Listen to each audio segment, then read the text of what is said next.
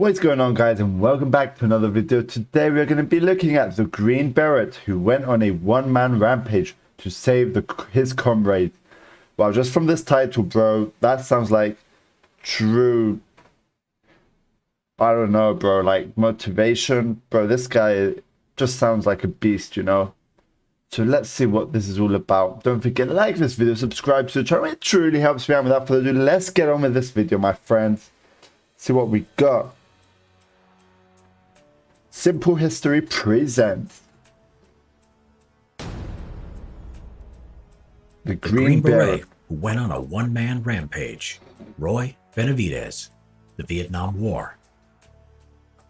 Roy Benavidez's life had been rough as a child. Both his parents had died. He was bullied by his classmates because of his mixed Yaqui Indian and Mexican heritage and had to leave school in 8th grade to help his family. At the age of 19, Benavidez joined the Army, serving in the Korean War in the Texas Army National Guard. He married Hilaria Lala Coy Benavidez in 1959 and completed airborne training, becoming assigned to the 82nd Airborne Division. In 1966, Sergeant Roy Benavidez was in hospital after stepping on a landmine.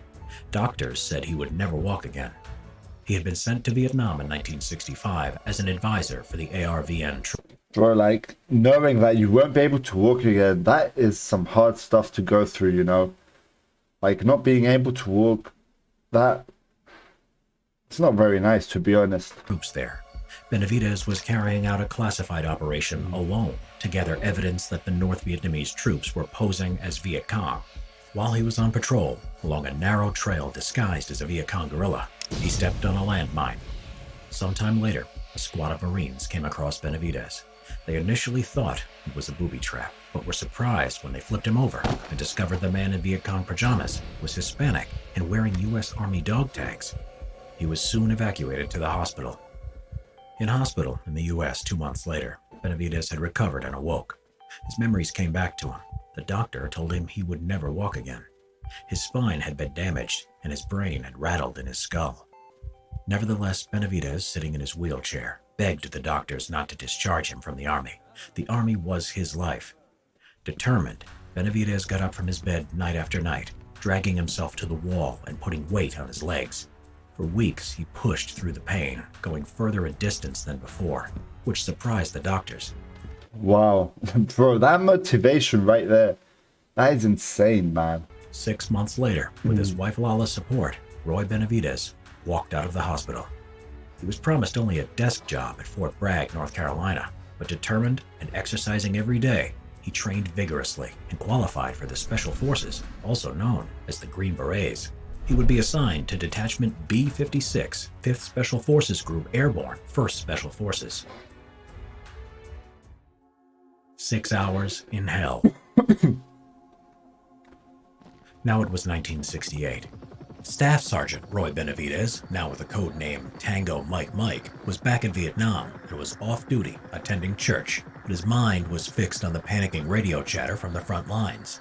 In Loc Ninh, Vietnam, near the Cambodian border, a 12-man Special Forces reconnaissance team, which included his close friends, Sergeant First Class Leroy Wright, Staff Sergeant Lloyd Frenchie Mousseau, Specialist 4 Brian O'Connor, and 9 Montagnard tribesmen who were part of the Civilian Irregular Defense Group program, or CIDG, were surrounded by a battalion numbering 1,000 battle-hardened North Vietnamese soldiers. Everyone in the unit had been wounded or killed in earlier fighting, and 3 of the helicopters sent to rescue them had been unable to extract them due to heavy enemy fire. When the helicopters returned, they were riddled with bullets. One of them, the door gunner, Michael Craig, aged 19, had been hit several times and died in Benavidez's arms. There was no way Benavidez was going to leave his friends out in the jungle. Benavidez jumped onto a returning helicopter that was going back in, volunteering so quickly that he didn't have time to get his M16, so was only armed with a Bowie knife and medical supplies. Crazy. Benavidez described it as going into autopilot. As he was approaching the extraction zone, Benavidez realized his fellow team members were too severely wounded to run the distance to the helicopter.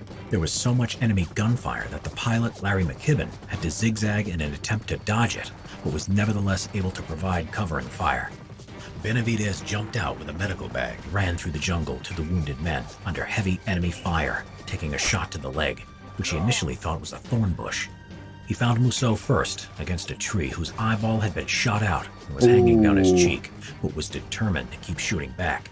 The CIDG were in a pool of blood and patched up as best they could. Benavidez dragged everyone into a defensible position to direct their fire at the enemy and provided morphine to the wounded. He then saw O'Connor and an interpreter CIDG who he motioned to move over to him, but the gunfire started again and they took cover. Another round then hit Benavidez in his thigh.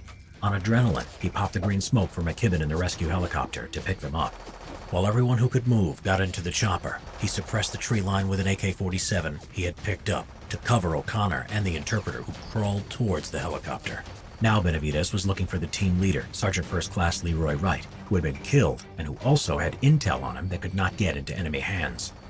Benavidez found his body and proceeded to drag him to the chopper when he was shot again, this time in the stomach, and hit in the back by shrapnel from a nearby grenade, knocking him out. When he awoke, Benavidez was forced to leave his dead friend's body. Disaster had also struck. The chopper had crashed to the ground from enemy fire.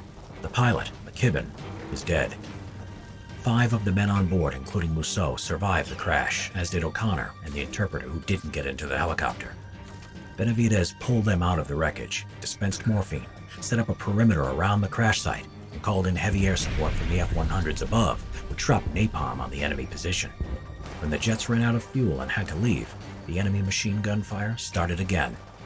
Benavidez gave O'Connor a third shot of morphine and took another bullet to the leg. Their position was surrounded by North Vietnamese soldiers. It looked hopeless. But a helicopter finally came to their rescue. Benavidez and the rescue team carried and dragged the wounded men onto the chopper, but the landing zone was still being fired upon by NVA troops, to the extent that 2 men were shot in the back as they crawled to it. Shrapnel wounds to his face from earlier caused Benavidez's vision to be blurred from the blood in his eyes.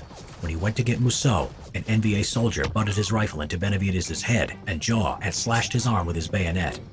He shouted to O'Connor to shoot, but he was too drugged from morphine to react.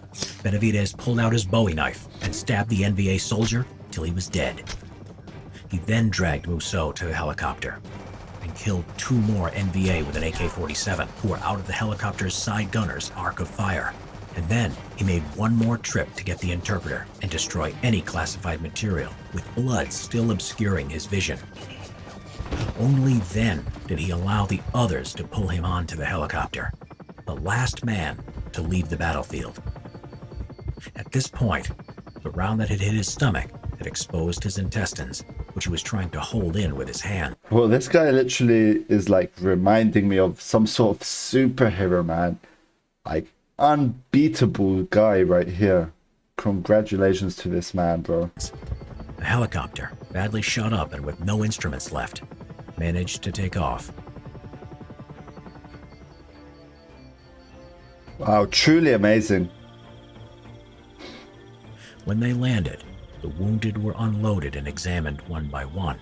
It had turned out that Benavidez had even loaded 3 dead enemy soldiers into the helicopter in case they had classified materials. They were left to the side, as was Benavidez. He couldn't move or speak because of the broken jaw from the rifle butt. The blood over his eyes had glued them shut, and with 37 bayonet, bullet, and shrapnel wounds all over his body, he looked dead. Wow. Medics started placing him in a body bag and started zipping him up when a friend noticed him and said, "That's Roy Benavidez." The doctor said there was nothing that could be done, but Benavidez mustered his last bit of energy and spat in the doctor's face, causing the doctor to say, "I think he'll make it." He was flown to Japan for intensive surgery, then Brooke Army Medical Center, Fort Sam Houston, where he stayed for almost a year. Roy Benavidez had survived 6 hours in hell and saved 8 lives.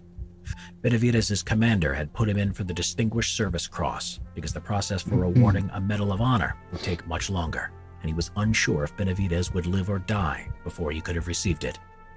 Finally, on February 24, 1981, President Ronald Reagan would present Roy Benavidez the Medal of Honor. Reagan said if the story of his heroism were a movie script, you would not believe it. Benavidez said of his actions, "The real heroes are the ones who gave their lives for their country. I don't like to be called a hero. I just did what I was trained to do." Master Sergeant Roy Benavidez died on November 29, 1998, at the age of 63. Wow, that is crazy, bro. What a crazy story. Subscribe for more Vietnam. You know, this man, bro, like, it's like a living, well, was a living superhero, you know. So wow, very powerful man right there.